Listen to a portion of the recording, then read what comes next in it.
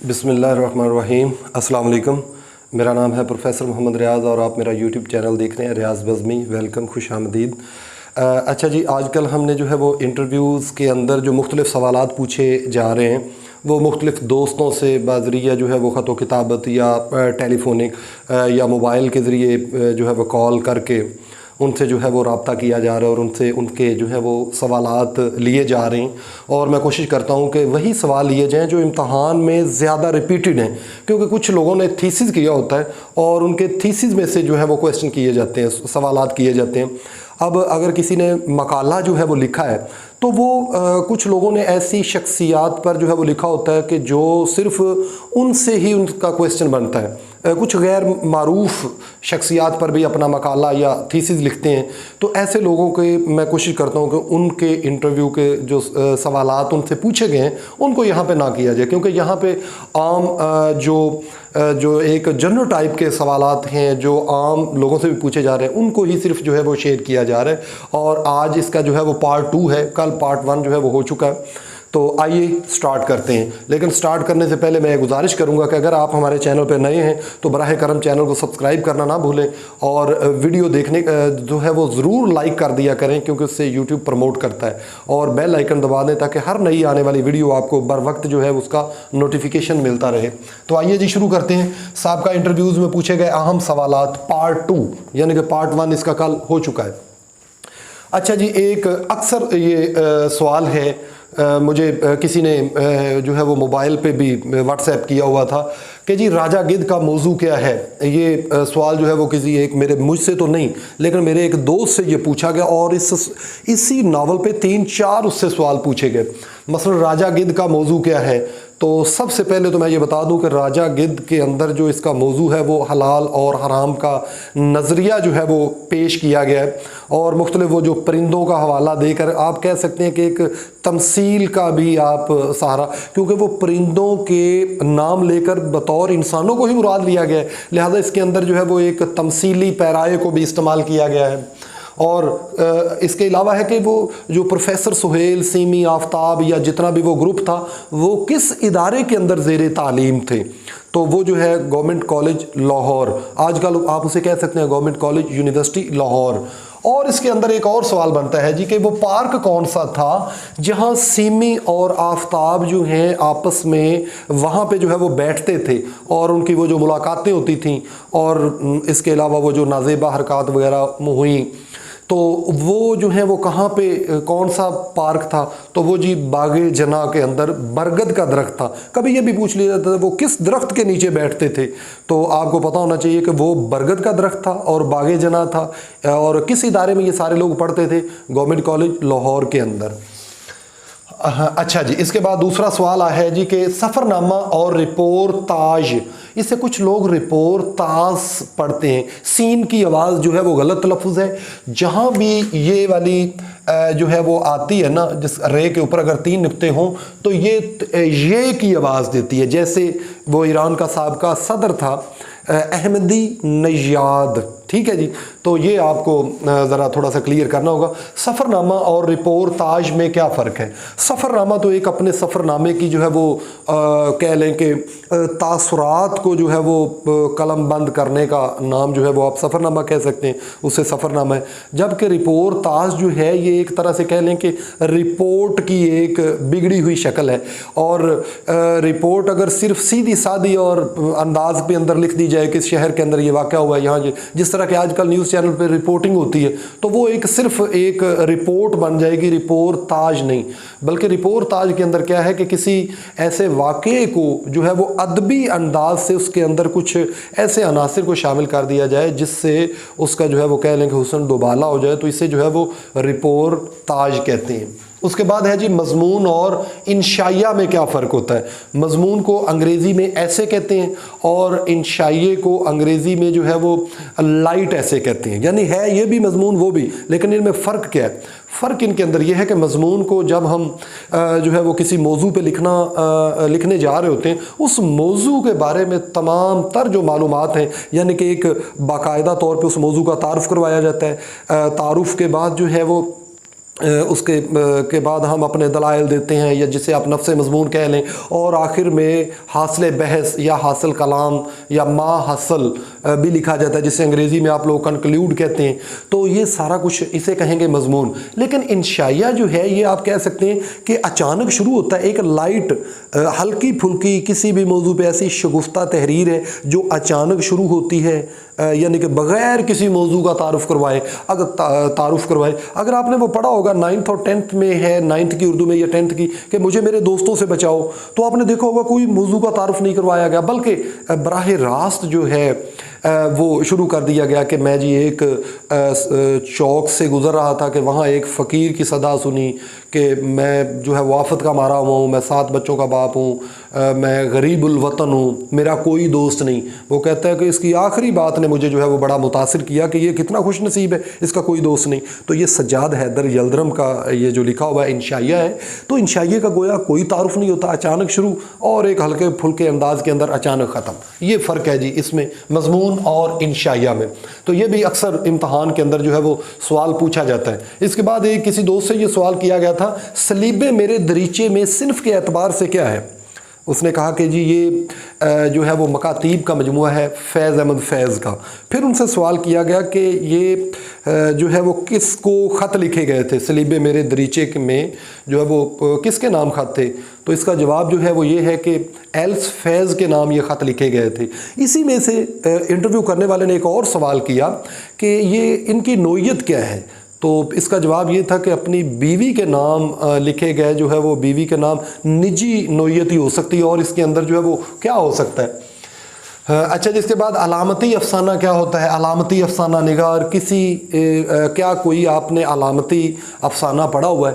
تو علامتی میں نے آپ کو بتایا بھی تھا کہ یہ اردو ادب کے اندر کچھ 60 کی دہائی کے لگ بھگ اردو افسانے میں ایک یہ اضافہ ہوا کہ علامتی جو ہے وہ پیرائے کے اندر افسانوں میں جو ہے وہ علامات نگاری کا ایک کہہ لیں کہ رجحان شروع ہوا، لیکن یہ کہہ لیں کہ کوئی اتنا اردو ادب کے اندر زیادہ کامیاب نہ ہو سکا، کیونکہ ہمارے جو قارئین تھے وہ اس علامتی ابلاغ کو سمجھنے سے جو تھے وہ قاصر تھے، لہٰذا یہ ایک جو رجحان جتنی شدت سے آیا اتنی شدت کے ساتھ ہی یہ جو ہے وہ کہہ لیں کہ آپ اب اس شدت کے ساتھ یا اس رفتار کے ساتھ علامتی افسانے نہیں لکھے گئے۔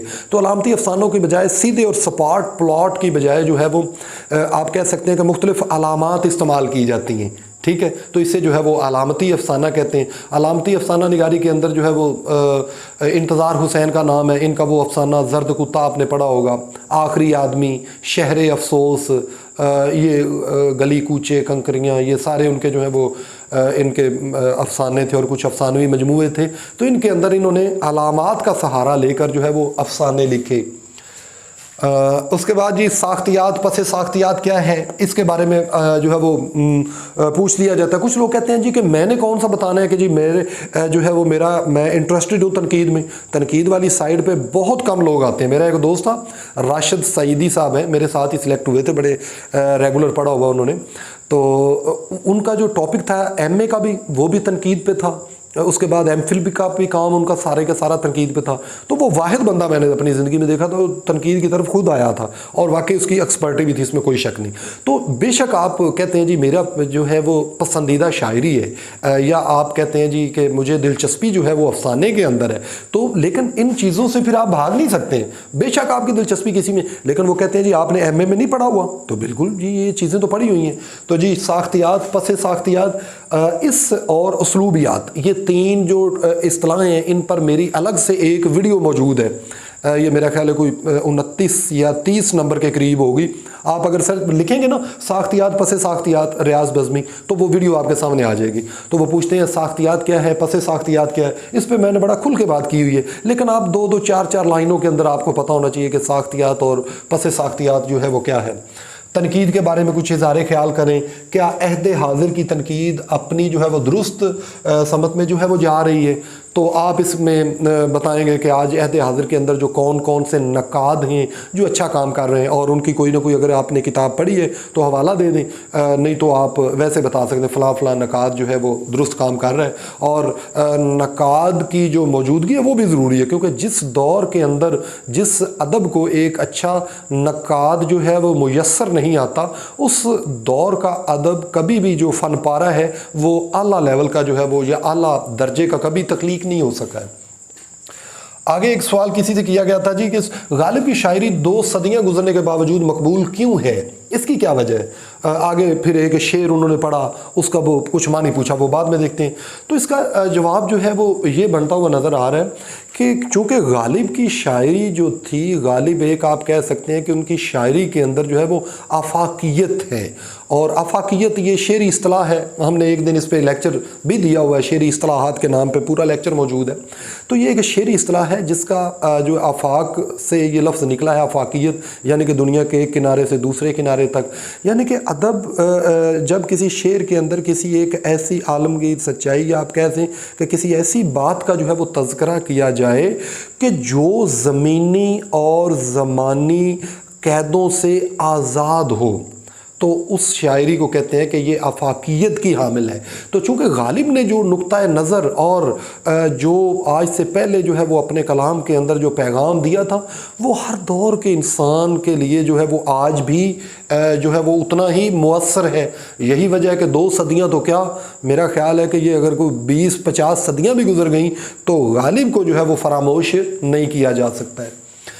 اچھا جی، اس کے بعد غالب کے حوالے سے یہ سوال کرنے والے نے آگے کہا تھا، آگہی دام شنیدن جس قدر چاہے بچھائے، پورا شعر یوں ہے، آگہی دام شنیدن جس قدر چاہے بچھائے، مدعا انکا ہے اپنے عالم تقریر کا۔ تو اس شعر میں سے 2 سوال کیے گئے تھے جی کہ یہ آگہی دام شنیدن کا کیا مطلب ہے؟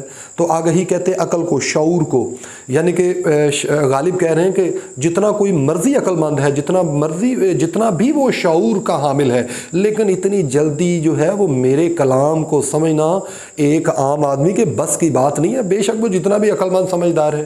بالکل اسی طرح ہی جس طرح انکا نامی ایک یہ فرضی پرندہ تصور کیا ہوا ہے، کہتے ہیں کہ جی یہ فرضی پرندہ ہے اور نہ آج تک کسی نے دیکھا، اور یہ کہا جاتا ہے جی آسمان پہ یہ فلاں جگہ پہ طائر سدرا کے آگے جو ہے وہ ایک بیری کا درخت ہے، وہاں پہ ہے۔ تو میر تقی میر نے بھی اس حوالے سے اپنا ان کا بھی ایک جو ہے وہ شعر ہے جس کا ایک مصرع میرے ذہن میں آ رہا ہے کہ تیری زلف کے ایک تار نے، معاف کیجئے گا پہلے مصرے میں اگر کچھ ہو تو، طائر سدرا تک شکار کیا، یعنی کہ وہ کہنے کا اس کا مقصد یہ ہے کہ تیری آنکھ کا زلف نہیں، آنکھ کے پہلے مصرے کے اندر مفہوم یہ بن رہا ہے کہ تیری آنکھ کے نکلنے والا وہ جو تیرا ایک تیر ہے تیرے آنکھ کے اشارے کا، اس نے طائر سدرا پہ بیٹھے ہوئے جو انکا نامی پرندہ ہے اس کا بھی شکار کر دیا۔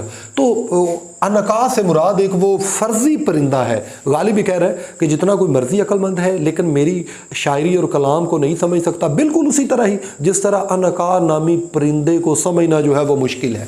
تو اس میں سے 2-3 سوال نکلے تھے، آگہی دام شنیدن والے شعر سے 2 سوال نکل آئے، انکا کیا ہے اور آگہی دام شنیدن کیا ہوتا ہے۔ آگے ہے جی ادیب کو معاشرے کا نباز شناس کیوں کہا جاتا ہے؟ تو اس کا مطلب یہ ہے کہ جی ادیب جو ہوتا ہے وہ کبھی بھی خلا کے اندر کوئی اپنا جو ہے وہ ادب تخلیق نہیں کر سکا ہے۔ آپ نے یہی وجہ ہے، آپ اس کی مثال دے سکتے ہیں، جب ترقی پسند تحریک کا جو ہے وہ ایک بڑا زور تھا اور کہہ رہے ہیں کہ اس کی ایک ابتدائی ایام تھے، تو لوگوں نے اس طرف اس رجحان کو فالو کر لیا، اس رجحان کے تحت جو ہے وہ لکھنا شروع کر دیا۔ آگے آپ نے دیکھا کہ پارٹیشن کا معاملہ آیا، یعنی کہ تقسیم ہند جب ہوئی تو تقسیم ہند پر جو ہے وہ کوئی ناول لکھے گئے، افسانے لکھے گئے، نظمیں، غزلیں اور لٹریچر کے اندر بے پناہ چیزیں آئیں۔ اس کے بعد قیام پاکستان کے بعد وہ اشرافیہ کی لوٹ مار اور یہ ساری چیزیں، اسی موضوع پہ وہ شوکت صدیقی کا ناول ہے خدا کی بستی، وہ ہمارے سامنے آیا۔ تو بہرحال ہر دور کے اندر جو ہے وہ جس طرح کا معاشرہ ہوتا ہے، کیونکہ ادب کی تعریف ہی یہ ہے کہ literature is the mirror of society, یعنی کہ ادب جو ہے وہ معاشرے کا عکاس ہوتا ہے۔ تو اسی لیے ادیب کو نباز شناس کہا جاتا ہے۔ کون سی ادبی تحریک سے متاثر ہے اور کیوں؟ آپ کو کون سا شاعر پسند ہے اور کیوں؟ یعنی کہ اب آپ یہاں پہ اپنا ایک آپ کا ذہن کلیئر ہونا چاہیے کہ آپ کہیں کہ جی میں سب ہی تمام تحریکوں سے تھوڑا تھوڑا متاثر ہوں. یہ تھوڑا تھوڑا کچھ نہیں ہوتا، ہاں یا نہ کے اندر. یعنی کہ فلاں آپ کہہ سکتے ہیں جی میں رومانوی تحریک سے متاثر ہوں یا ترقی پسند تحریک سے متاثر ہوں. ترقی پسند کا نام لے لیں، کیونکہ فیض کے کچھ 2-4 شعر بھی آپ وہاں پہ جو ہے وہ ایڈجسٹ کر سکتے ہیں. اور کبھی کبھی پوچھا جاتا ہے جی فیض کا کوئی آزاد نظم سنائیں، فیض کی کوئی پابند نظم سنائیں جی. اس کے علاوہ پوچھ لیا جاتا ہے جی کہ فیض کی کوئی غزل سنا دیں. تو یہ مطلب ہے کہ میں آپ کو ایک اشارہ دے رہا ہوں کہ اگر تحریک کا پوچھا جائے تو آپ بتا دیں کہ جی میں ترقی پسند تحریک سے متاثر ہوں، کیونکہ انہوں نے ذرا عوام کے حقوق اور اس طرح کی باتیں کر کے آپ کہہ سکتے ہیں. اچھا جی کون سا شاعر پسند ہے اور کیوں؟ یہ تو آپ کو میں نے پہلے اس کل والے لیکچر کے اندر بتایا ہوا. اچھا جی آگے ہے کہ اگر شاعری پسند ہے تو اپنے پسندیدہ شاعر کا کلام تحت لفظ یا مترنم سنائیں. تحت لفظ ہوتا ہے ایک ایک لفظ، یعنی کہ وہاں ایک حرف تھا کشتنی، یہاں لاکھ عذر کے گفتنی، جو کہا تو جو لکھا تو پڑھ کے مٹا دیا، جو کہا تو سن کے اڑا دیا. نہ گواؤ ناو کے نیم کش، دل ریزہ ریزہ گنوا دیا، جو بچے ہیں سنگ سمیٹ لو، تنے داغ داغ لٹا دیا. اسے کہتے ہیں جی تحت اللفظ. اور مترنم تو چونکہ میری آواز ذرا بھاری ہے تو مترنم میں نہیں سنا سکتا کیونکہ آپ لوگ ہنسیں گے. تو مترنم جن کی آواز جو ہے وہ اچھی ہے نا، تو وہ کوشش کریں وہ فیض کی وہ جو ایک غزل ہے نا کہ چلے بھی آؤ کہ گلوں میں رنگ بھرے، باد نو بہار چلے، چلے بھی آؤ کہ گلشن کا کاروبار چلے. تو یہ ایک بڑی مترنم بہر ہے فیض کی. ہم پہ جو گزری سو گزری مگر شب ہجراں، ہمارے اشک تیری عاقبت سنوار چلے. کبھی دوستوں میں بیٹھے ہوں تو تھوڑا بہت مترنم گایا کریں، بلکہ جن کی آواز اچھی ہے وہ اگر وہ پوچھ لیں نا کہ سناؤ تو کوشش کریں کہ ان سے اجازت لے لیں سر مترنم سنا دوں یا تحت اللفظ. اگر وہ کہیں کہ مترنم تو پھر ضرور سنائیں، وہ آپ کا ایک بڑا اچھا تاثر پڑتا ہے. اچھا جس سے آگے چلتے ہیں. فلسفہ وحدت الوجود اور فلسفہ وحدت الشہود کیا ہے؟ فصوص الحکم ابن العربی کے بارے میں کیا جانتے ہیں؟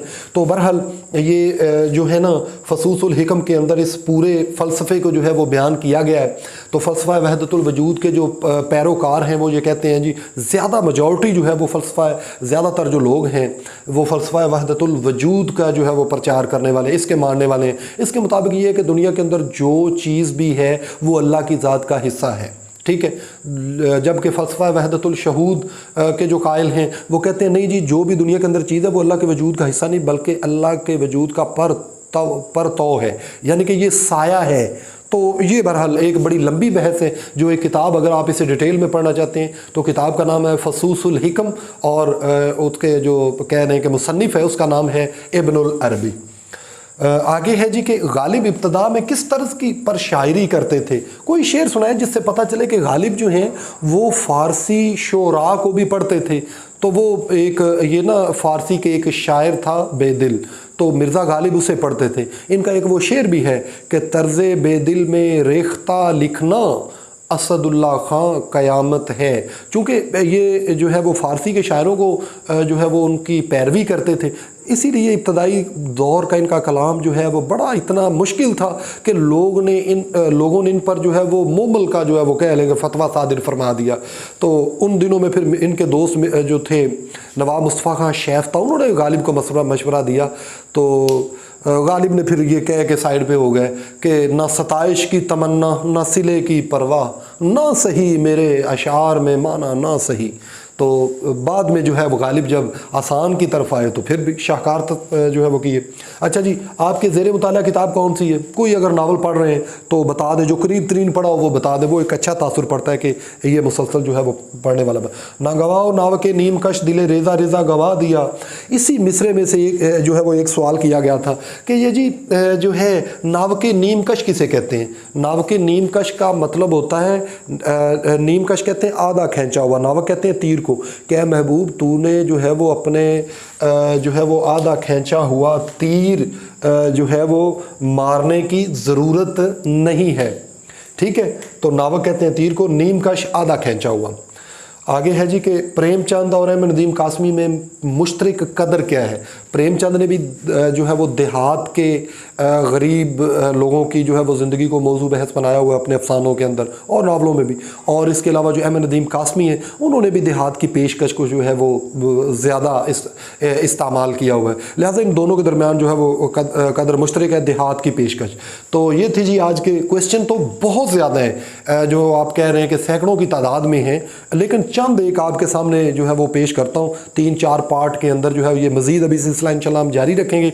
इससे आप अपनी तैयारी का अंदाज़ा भी लगा सकते हैं। ये आपके टाइम का सिर्फ ज़िया नहीं है, बल्कि लोग जानना चाहते हैं कि उस पर्दे के पीछे जो है वो क्या पूछा जाता है, हमें पता चले, ताकि हम उस लेवल की तैयारी जो है वो अभी से एक जहन बना लें कि हमने तैयारी कैसे करनी है, क्या पूछा जाता है, किन किन चीज़ों पर जो है लोग कहते हैं जी हमें पढ़ाना शुरू करें। भाई अब आप बच्चे तो नहीं है कि आपको मैं एक उंगली पकड़ के कहूँ कि जी मिर्ज़ा गालिब जो है यहाँ पैदा हुआ, यहाँ वफात पाई। इस तरह के क्वेश्चन नहीं होते। ये हैं वो सवालात जिनके बारे में जो है वो आपसे पूछा जाता है और खंगाला जाता है कि आपके अंदर क्या है। लिहाजा इस काम पे जो है वो आप देखते हैं कि माशाल्लाह बड़ी मेहनत की जाती है, मेहनत से वीडियो तैयार होती है और मतन की तैयारी में जो है वो वक्त लगता है। ये सब आप लोगों के लिए, और दूर दराज जो बैठे हुए हैं जो कभी किसी कॉलेज यूनिवर्सिटी में बाकायदा नहीं गए, तो आप लोगों से गुजारिश है कि बराह करम चैनल को सब्सक्राइब कर दें। माशाल्लाह 20,000 के करीब हमारे जो बाकायदा देखने वाले जो हैं वो नाजरीन हैं, लेकिन अभी तक सब्सक्राइब करने वाले इंतहाई तादाद कम है। शायद इसकी वजह आप लोग मुझसे शायद नफ़रत करते हैं, थोड़ी सी वीडियो देख ली